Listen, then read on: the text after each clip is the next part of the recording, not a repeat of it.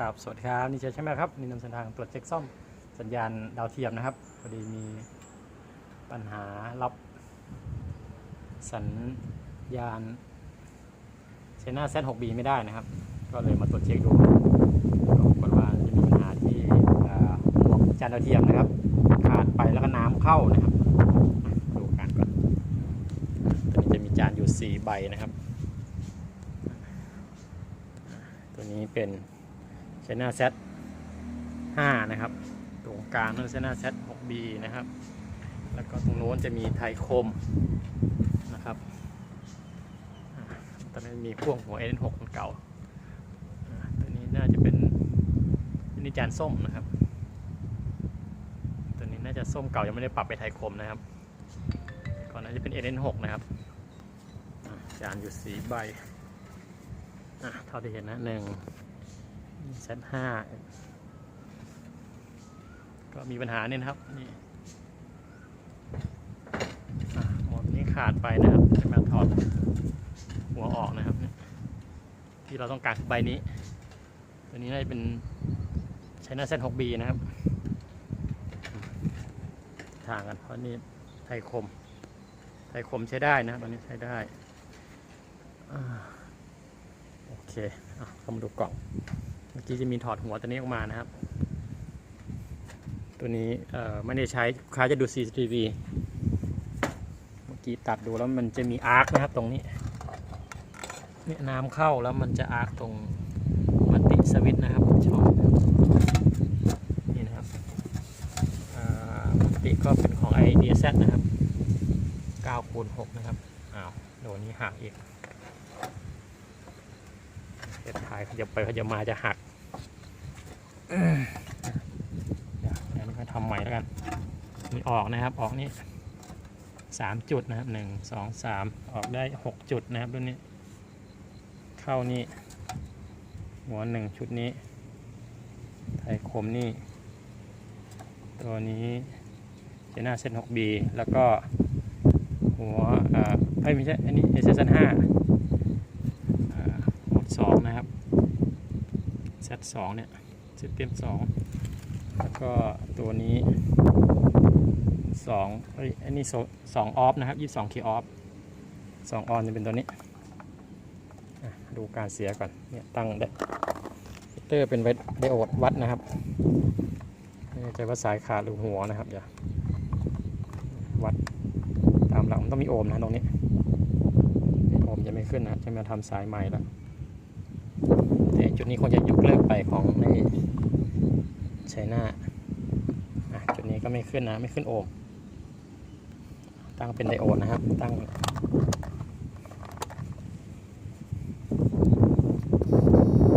สีแดงจะเป็นหัวมิเตอร์ดิจิตอลสมมติวัดสายไปที่หัวนะครับจะวัดอย่างนี้บวกจับกาวนะครับลงโลหะแล้วก็ลบก็ตรงกลางเนี้ยต้องมีโอห์มนะครับหัวดาวเทียมขึ้นไดโอดนั่นเองนะครับ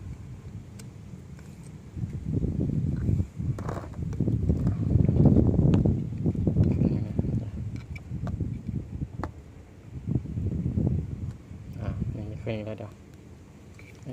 เตอร์จะมาต้องหรอแบบนี้นะต้องขึ้นนะครับเดี๋ยวแต่หัวดีนะครับมิเตอร์ต้องนะครับเดี๋ยวต้องขึ้นนี้บวกจับกาวนะครับดำลบจับขากลางนะครับของเห็นถ่ายของไอ้เนี่ยหัว LB นะครับต้องขึ้น517 โอห์มนะครับ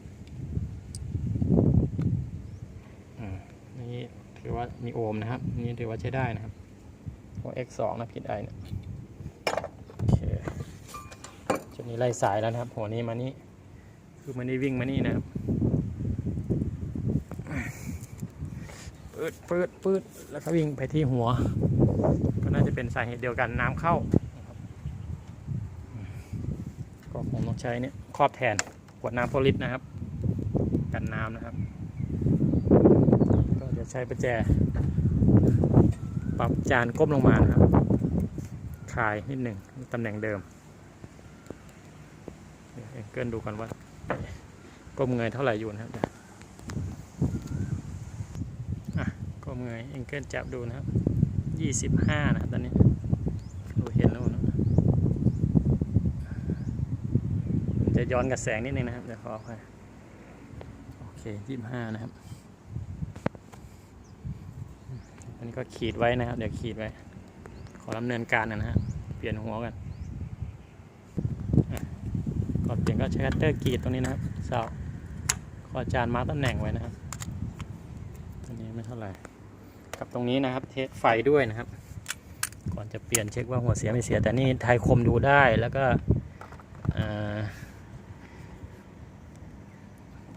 ไทยดูได้นะจีนใช้หน้าเซตดูไม่ได้นั่นเองก็วัดดูไฟตรงนี้นิดนึงตรงกล่องมัลติสวิตช์นะครับว่าตรง 22K 18 โวลต์มีไฟไหมแล้วก็ 22K 13 โวลต์มีไฟไหมนะครับจุดนี้บวกกลางบวกนะครับนอกลบก็จุดนี้นะครับ 13.3 มีไฟนะครับถ้าจุดนี้ไม่มีไฟก็ไล่ไปนะครับอะแดปเตอร์มีไฟไหมนะครับตอนนี้ 17.3 โวลต์นะครับถ้าไม่มีก็ไล่ตรงนี้ DC 18 โวลต์นะครับจะมีอะแดปเตอร์อยู่ด้านล่างนู่นนะครับที่มีก็ตัดไปนะครับนี่ก็อยู่ที่หัวนะครับที่หัว L&D แล้วชุดนี้จะมียกเลิกชุดนี้ไปโอเคเดี๋ยวขอเปลี่ยนไม่สะดวกนะครับมือเดียวใช้กุญแจเลื่อนนี่นะตัวจับราคานะครับขออภัยไม่สะดวกมือเดียวเดี๋ยวมาตัดขายน็อตจะมีขาย2จุดนะจุดนี้นะครับประแจก็เบอร์17อันตัวนี้จุดนี้กับจุดนี้นะครับเบอร์13นี้ไม่ต้องนะครับขายน็อตหลังนี่นะให้ก้มจานลงไปตำแหน่งนี้ไว้เหมือนเดิมนะครับพยายามดูรอยเดิมยังมีรอยอยู่ก้มจานแล้วก็เพื่อจะเอาจานดูตรงหัว L&D ทีนะครับกาย3จุดนะครับตรงนี้ไม่ต้องนะครับแต่มาร์กไว้นะการเคลื่อนนะครับแจเบอร์13โอเคครับนกมาทำรังเลย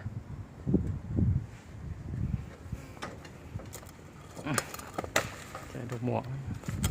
หมดสภาพนะครับ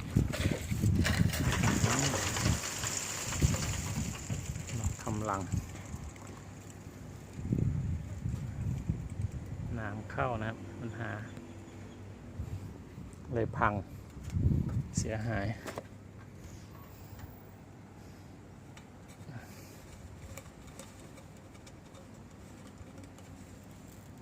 ขาดเลยนะน้ำเข้าไปในหัว L&B นะฮะนี่ขาดหมดเลยต้องใส่ท่าเดิมX2 เหมือนกันหันหน้าเข้าจานการฟีด180ฝั่งซ้ายมือนะครับต้องใส่ท่าเดิมนะครับหัวใหม่ก็จานนี้ยังถอดลบอีกตัวนี้ใส่ท่านี้นะครับท่าเดิมนั่นแหละเลื่อนก็ต้องท่าเดิมประมาณขีดบนก็ประมาณ36เลยนะตำแหน่งที่ดีที่สุดท่านี้นะโอเคเดี๋ยวขอดำเนินการกันนะครับไม่สะดวกนะครับมือเดียวจะย้อนแสงนิดๆมืดหน่อยสว่างหน่อยขออภัยทางเปลี่ยนเพจนิดนึงนะครับท่านี้เพจใหม่ด้วยนะครับ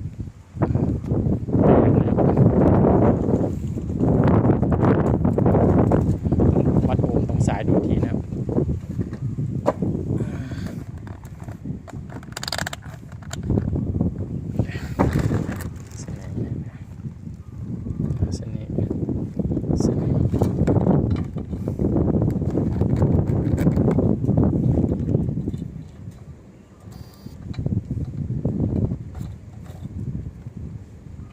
ใส่เอฟไทยนะแดงต้องลงกาวนะแดงบวก วัดว่ามีโอห์มไหมนะครับ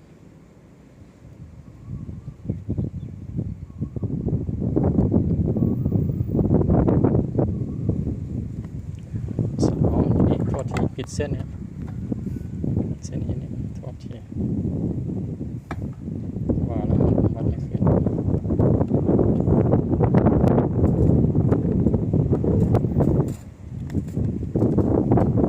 โอเคขึ้นนะครับเดี๋ยววัดลำบากนะ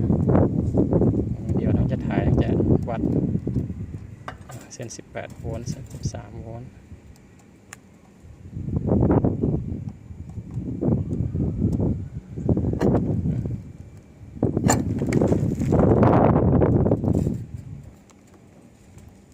13ไม่ขึ้น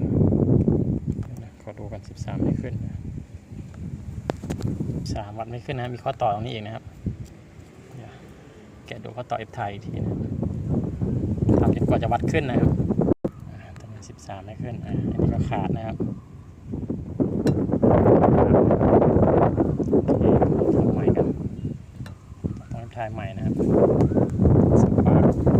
โอเคครับต่อเสร็จแล้วก็อันนี้เข้าหมวกไปนะครับตัวนี้ก็พลาสติกอันนี้ไว้ไหนแต่ฝานี่เป็นล็อกตัวล็อกนะครับจะไม่หลุดนะครับกันน้ำนะครับขวดน้ำโพลิสแล้วครับโอเคเดี๋ยวขอ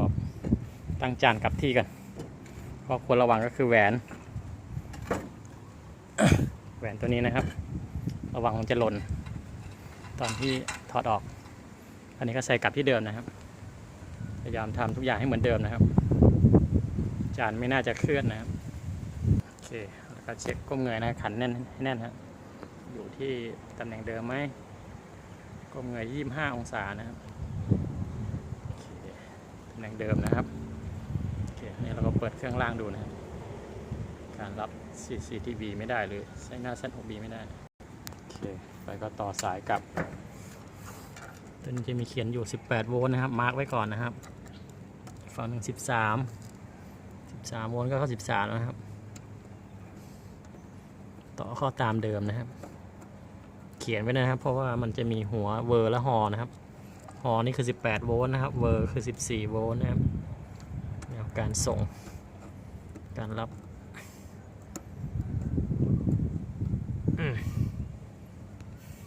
แนวตั้งโอเค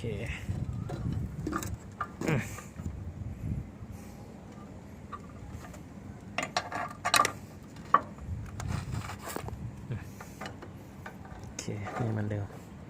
นี่ไม่ได้ใช้เดี๋ยวปิดกลับเหมือนเดิมส่วนใบนี้ก็ไม่ได้ใช้นะครับเพราะตอนนี้แต่ก่อนรับแค่จิ๋วนะตอนนี้ไม่ได้ส่งแล้ว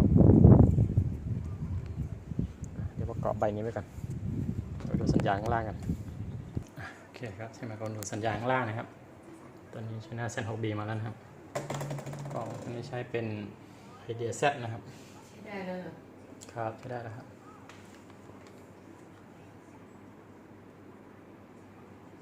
ลดเสียงกันโอเคกด Info นะครับ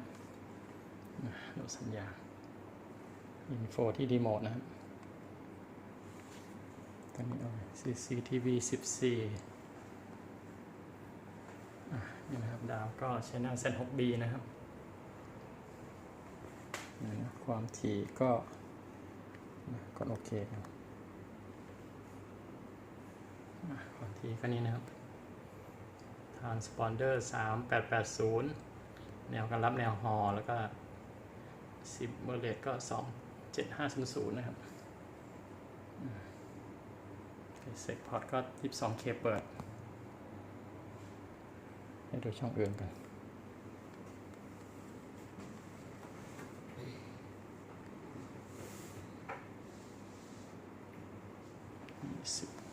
29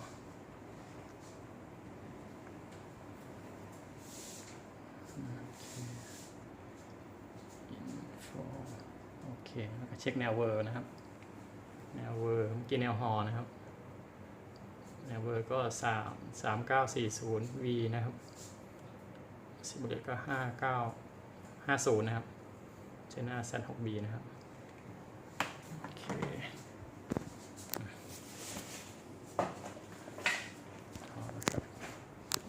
ไม่ออกก็ขอจำแนกทางการตรวจเช็คซ่อมสัญญาณดาวเทียมนะครับอาการรับช่อง CCTV ไม่ได้นะครับ หรือว่า China Z6B ก็หวังว่าที่มีประโยชน์แก่ประชาชนทั่วไปและช่างเก่าใหม่ในการตรวจเช็คซ่อมลูกค้านะครับ สวัสดีครับสู้ๆครับขอบคุณครับที่รับชมงาน